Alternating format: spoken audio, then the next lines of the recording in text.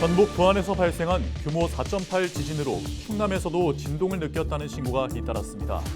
정부는 여진 발생 가능성이 있는 만큼 지진 대비 행동 요령을 숙지해달라고 당부했습니다.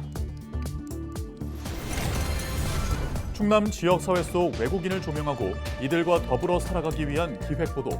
오늘은 첫 번째 순서로 통번역사로 활동 중인 결혼 이주 여성을 소개합니다. 당진과 천안 등에서 음주운전자와 외국인 등을 협박해 금품을 갈취한 일당에 경찰에 붙잡혔습니다. 이들은 교도소 동기와 고향 친구 사이로 생활이 어려워지자 범행을 모의한 것으로 드러났습니다.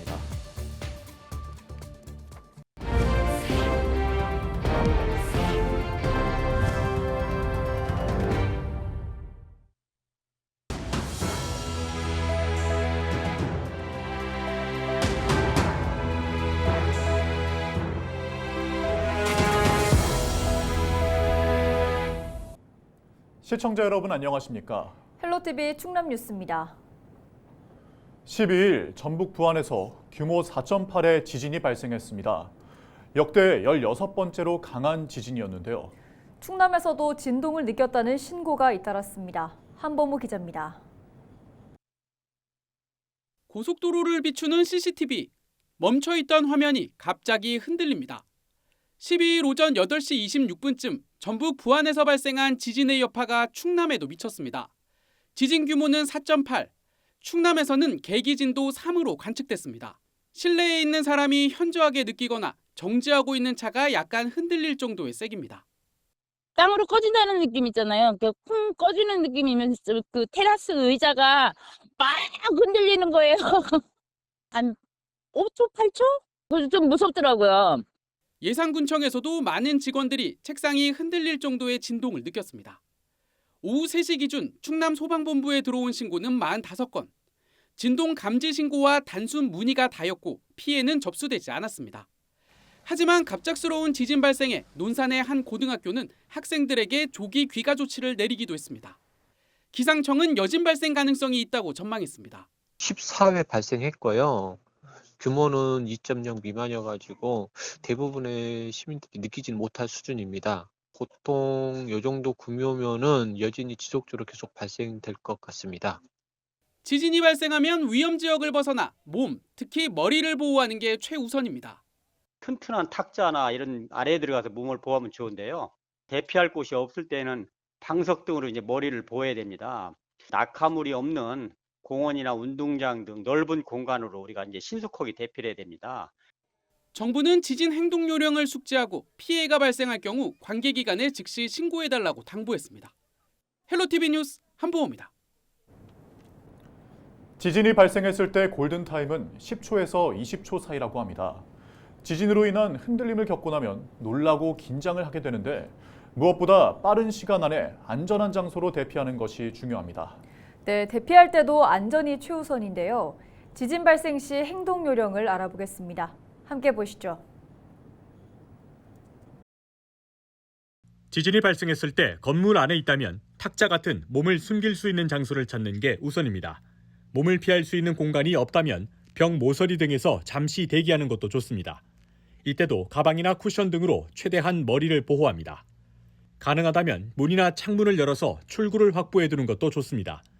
지진이 계속될 경우 문틀이 뒤틀리면서 탈출구가 막힐 수 있기 때문입니다.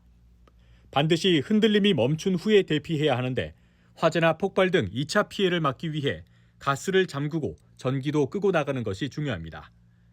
대피할 때는 전기가 끊기는 상황이 발생할 수 있는 만큼 엘리베이터가 아닌 계단을 이용해야 합니다.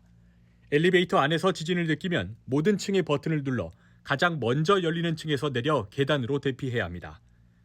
야외에서는 건물이나 담장 근처를 피해 인근 운동장 등 최대한 넓은 공터를 찾아가야 합니다.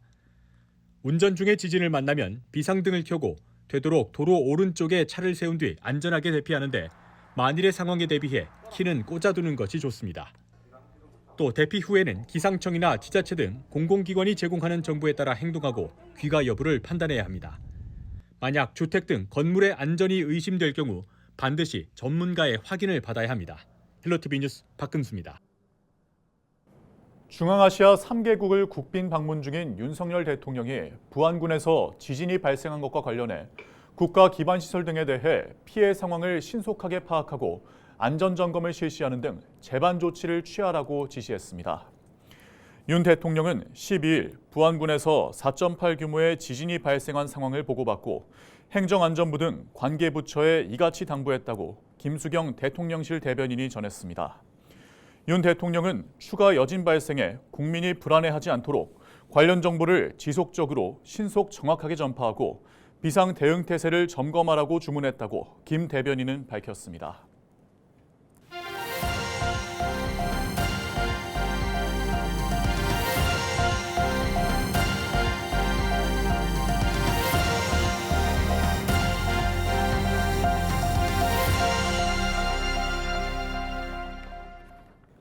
충남은 인구 대비 외국인 비율이 6.2%로 전국에서 가장 높습니다. 지난 2022년 기준 도내 등록 외국인 수만 13만 6천여 명에 달하는데요.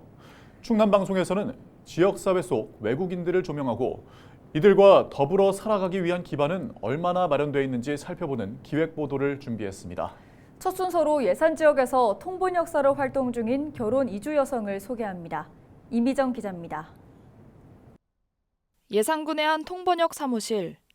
베트남 출신 결혼 이주 여성인 장서희 씨가 통번역사로 일하고 있습니다. 서희 씨가 고향을 떠나 한국에 온 건 13년 전. 21살 나이에 한국인 남편과 결혼해 예산에 정착했습니다. 모든 게 낯설었던 서희 씨. 한국 땅을 처음 밟았던 때만 생각하면 눈물이 앞섭니다. 소통이 안 돼서 어머님 말도 이해가 안 되고 제가 하고 싶은 말도 표현이 안 돼서 오해가 많이 생겨서 그래서 진짜 많이 싸웠어요. 몇 년 동안. 우리말 강의를 들으며 한국어 실력을 키워온 서희 씨는 가족센터에서 통번역사로 약 2년 동안 일하다 지난 5월 개인 사무실을 차렸습니다. 비자 발급을 돕는가 하면 병원에 동행해 어디가 아픈지 통역해주기도 합니다. 본인이나 아니면 아이들 병원 갈 때 다 소통이 안 돼서 아기가 어떻게 아프고 있는지도 저기 얘기를 하고 싶을 때 얘기가 못 하기 때문에 그래서 제가 그 친구하고 그 아이하고 같이 동행을 해서 병원에 가서 통역해주기도 하고. 장서희 씨는 자신의 경험을 살려 후배 결혼 이주 여성들이 낯선 한국에 잘 적응할 수 있도록 돕고 싶다고 말합니다. 편하게 안전하게 적응하고 정착할 수 있도록 도움을 주고 존중하고 일을 할 수 있게 도움을 드리고 이주 여성들하고 또 중도 이국 자녀들 위해 소통과 정보를 공유할 수 있으면 좋겠다고 생각을 들어요. 낯선 땅에서 하루하루 열심히 살아가고 있는 결혼 이민자들. 언어와 문화의 벽을 넘어 우리 사회 한 구성원으로 자리 잡고 있습니다. 헬로티비 뉴스 이미정입니다.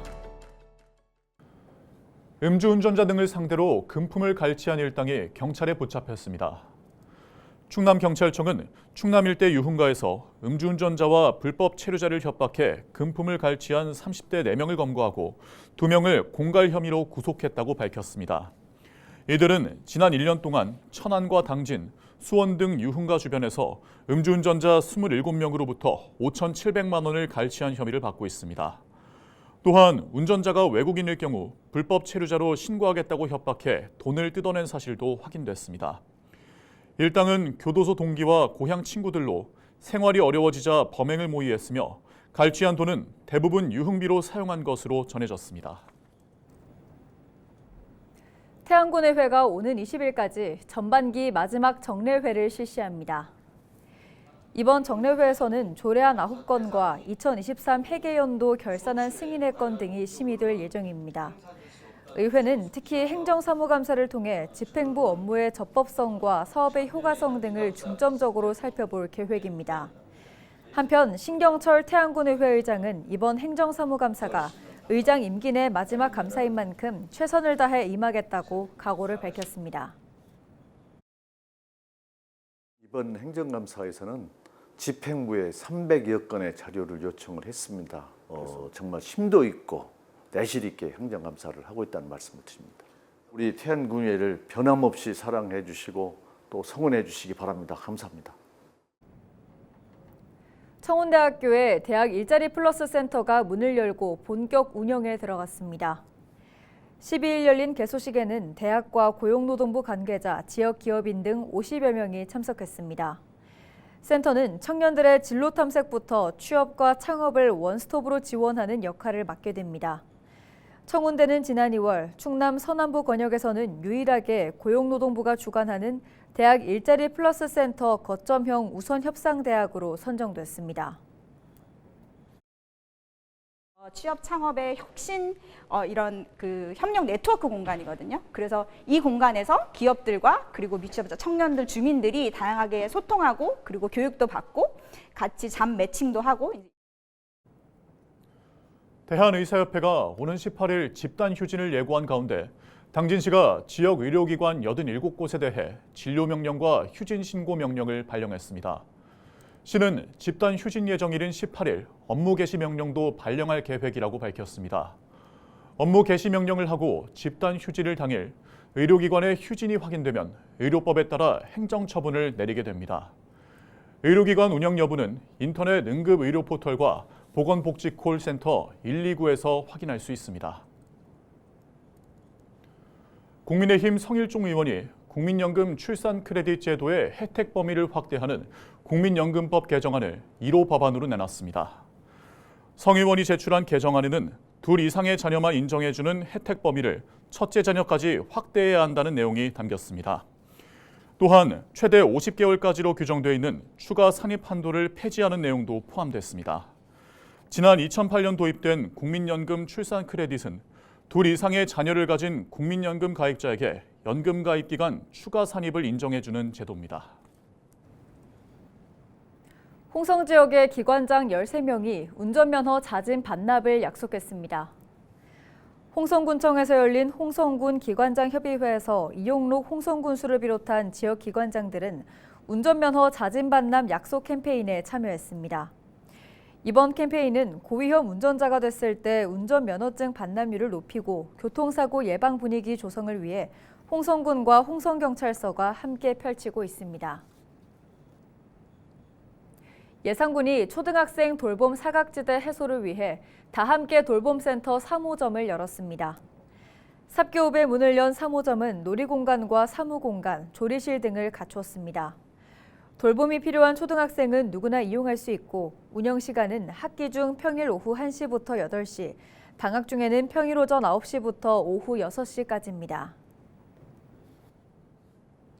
예산군이 다음 달 10일까지 귀농인 창업자금 융자 지원 신청을 받습니다.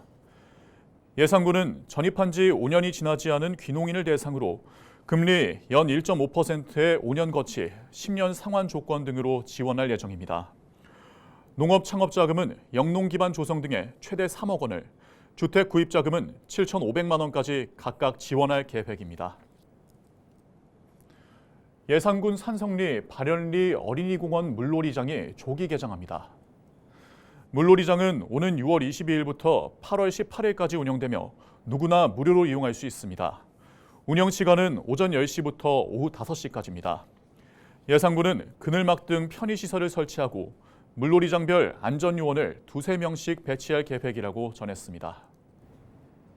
홍성소방서가 펜션 등 휴양 숙박시설 11곳을 대상으로 화재 안전조사를 실시합니다. 이번 안전조사는 여름 휴가철을 맞아 휴양시설 방문객이 증가될 것으로 예상되는 만큼 각종 안전사고를 예방하기 위해 추진됩니다. 주요 조사 내용으로는 소방시설 관리 상태 확인과 비상구 폐쇄 등입니다. 소방서는 휴양 숙박시설 관계인을 대상으로 화재 안전 컨설팅도 함께 실시할 방침입니다. 태안군이 노후 공동주택 안전점검에 나섰습니다. 점검 결과 태안군은 공동주택 옹벽과 담장 15곳에서 균열과 블록 이탈 등을 확인했다고 밝혔습니다. 이에 따라 담장 1곳을 철거하고 나머지 14곳은 내년까지 보수 조치에 나서겠다고 전했습니다. 태안군은 시설물 재해 위험 요인을 미리 파악해 제거하기 위해 점검했다고 밝혔습니다. 이상으로 뉴스를 마칩니다. 함께해 주신 여러분 고맙습니다.